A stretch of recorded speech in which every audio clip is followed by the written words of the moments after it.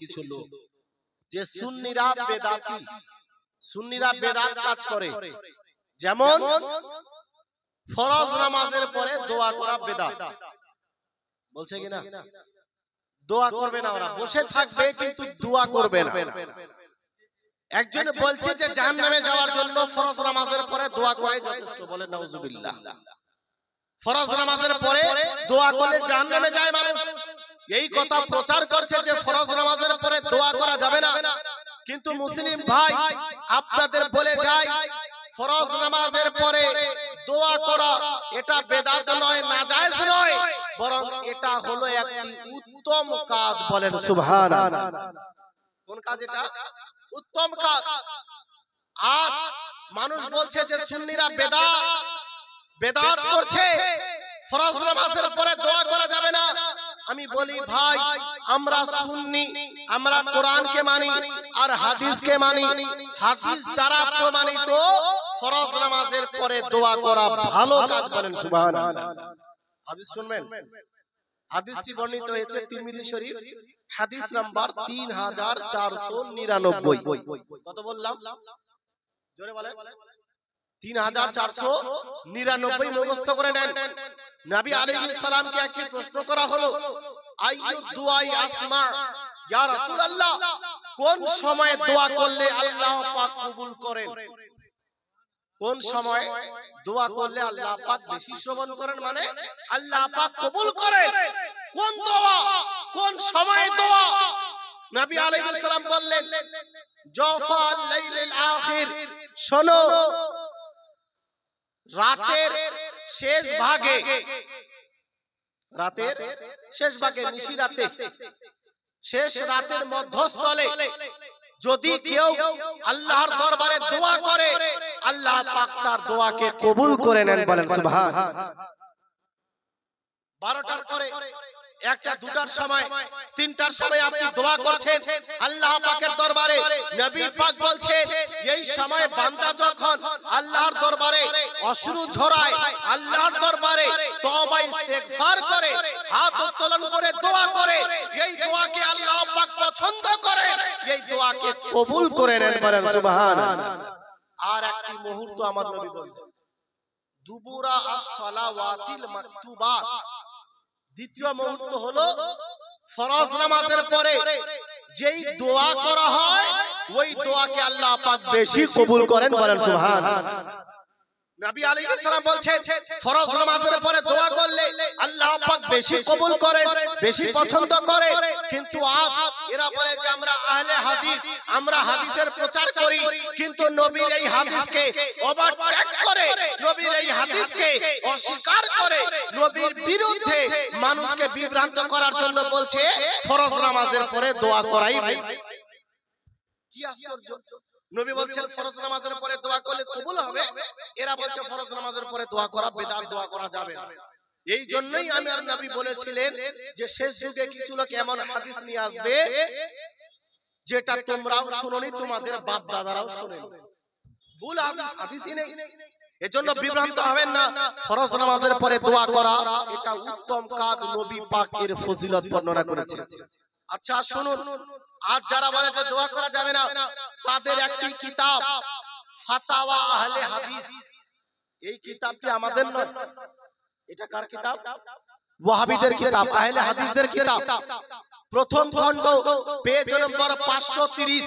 যদি কোনো আহলে হাদিস, যদি কোনো ওয়াহাবি এই রেফারেন্সকে ভুল প্রমাণ করে দিতে পারে, 5 লক্ষ টাকা আমি পুরস্কার দেব ইনশাআল্লাহুল আজিজ। তাদের কিতাবের মধ্যে তাদের একজন আলিম হাফিজ আব্দুল্লাহ রোপড়ি, সে আহলে সুন্নাতের আলিম নয়, সে ওয়াহাবিদের বড় মাওলানা। সেই মাওলানাকে জিজ্ঞেস করা হয়েছে ফরজ নামাজ के बाद हाथ उठाकर दुआ करना कैसा है।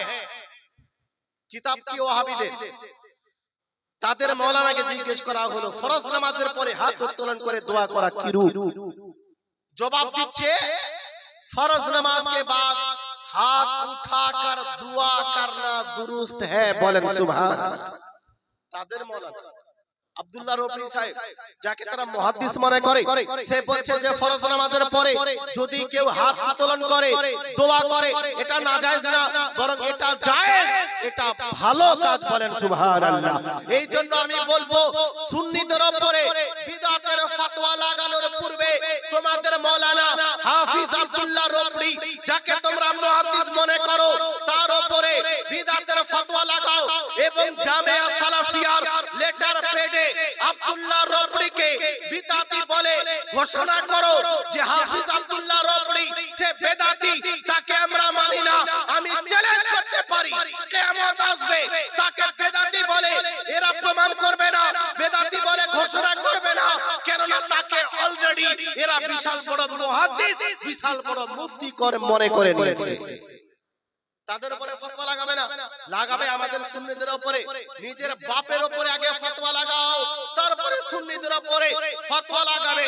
আজ সোশ্যাল মিডিয়ার যুগ, যদিও আশেপাশে ওয়াহাবি দেওবন্দি নেই, কিন্তু আমাদের গ্রামে এমন কিছু ছেলে আজকাল তৈরি হচ্ছে যারা তাদের ভিডিও দেখে, জাকির নায়েক আমাদের পশ্চিমবঙ্গে আসেনি কিন্তু তার ভক্ত আছে, আছে কিনা?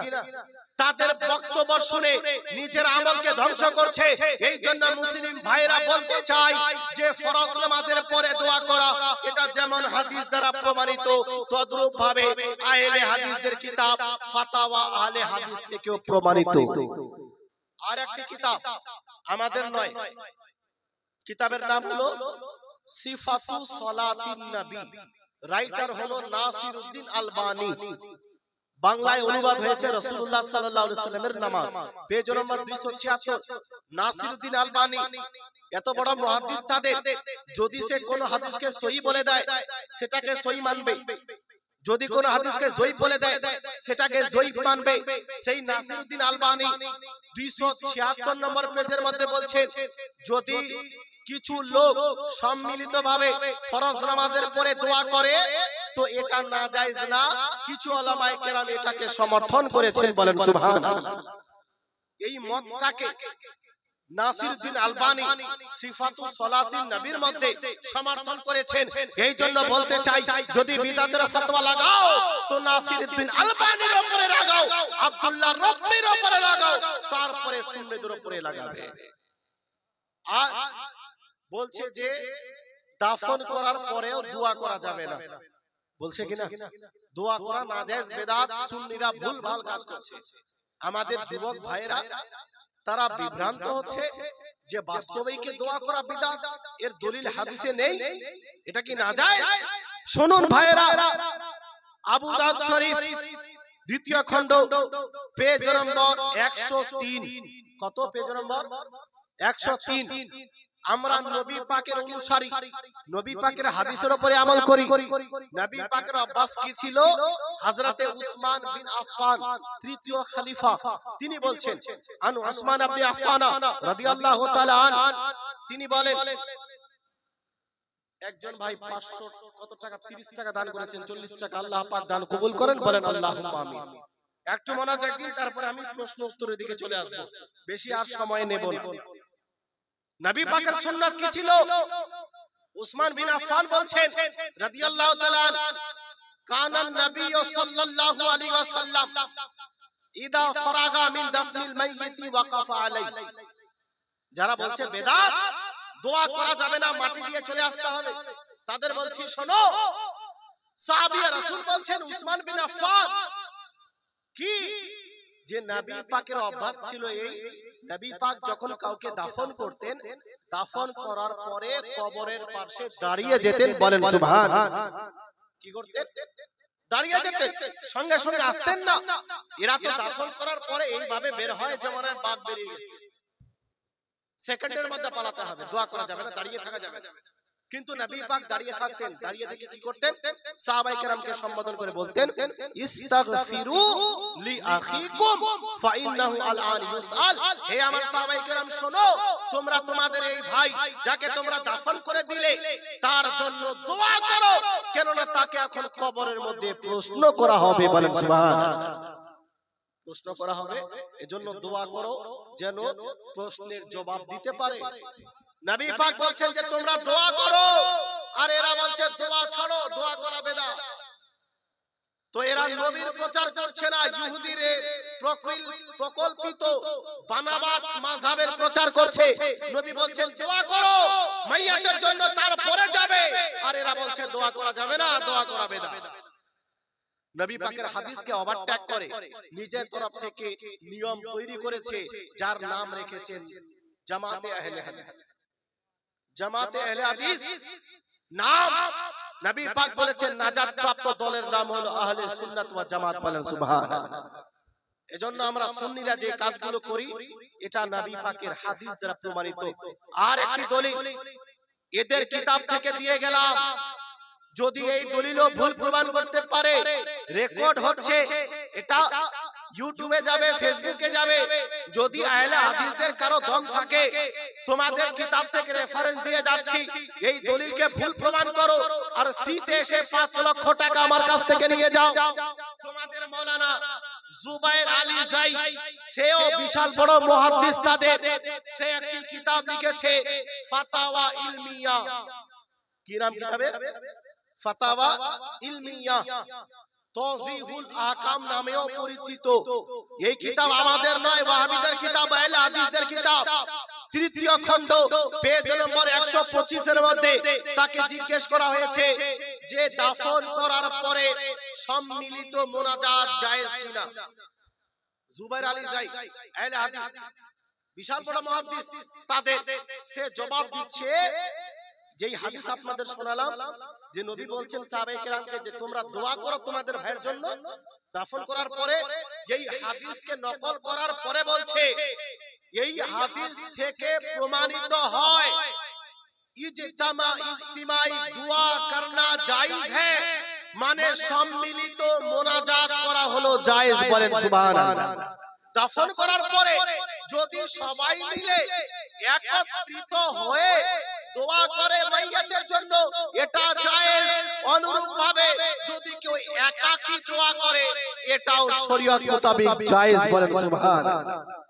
আমি আবার বলবো, যদি বেদাতের ফতোয়া লাগাতে হয় তো জুবায়ের আলী জাইর উপরে লাগাও, তোমাদের আলিম। কিন্তু আমি বলি যে এরা তাদের মৌলবীর উপরে ফতোয়া লাগাবে না, তার মানে হলো ওর বাপের জন্য শরীয়ত আলাদা আর গ্রামের লোকের জন্য শরীয়ত আলাদা। ওর বাপ যদি চুরি করে তাকে চোর বলবে না, গ্রামের লোক চুরি করলে তাদেরকে চোর বলবে। শরীয়ত আলাদা আলাদা।